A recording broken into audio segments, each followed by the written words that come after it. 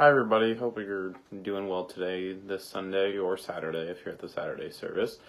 So for those of you who don't know me, I'm Luke Hausenwinkel. I'm a senior at FM High School.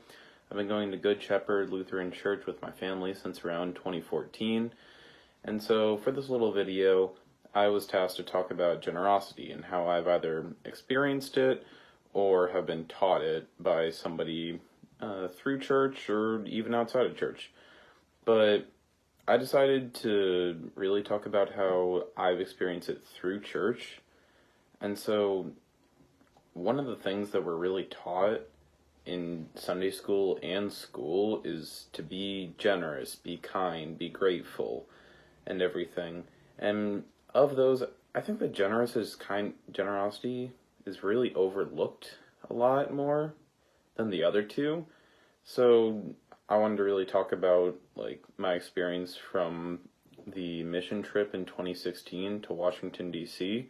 And so that was really one of my first experiences in the real world and how it is, when you're traveling somewhere, but you're not really going to visit tourist destinations like a waterfall or like a beach or something. It's like you see how the place really is and not how it is really seen in your head.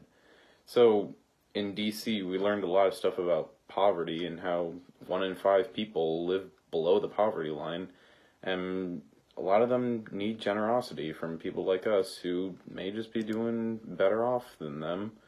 So we had projects all around the city, and they were meant to help the homeless and those below the poverty line. We went to SOM, or SOM, which is So Others May Eat. It's a mix of a medical services place. It's got a kitchen and a pretty large cafeteria, and they've got plenty of other services. And we also handed out food in one of the neighborhoods in Anacostia, which is one of the poorer regions.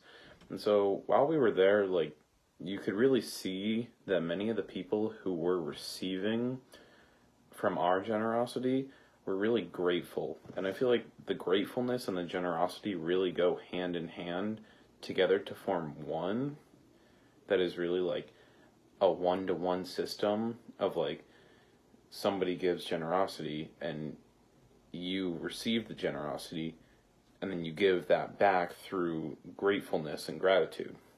So I really saw that, and I really felt like I was taught that by the people who were the full-time volunteers and employees of these places that were really helping out those who just needed a helping hand sometimes. So I really found that, just in DC alone for that 1 week, we really saw a lot of big examples of generosity.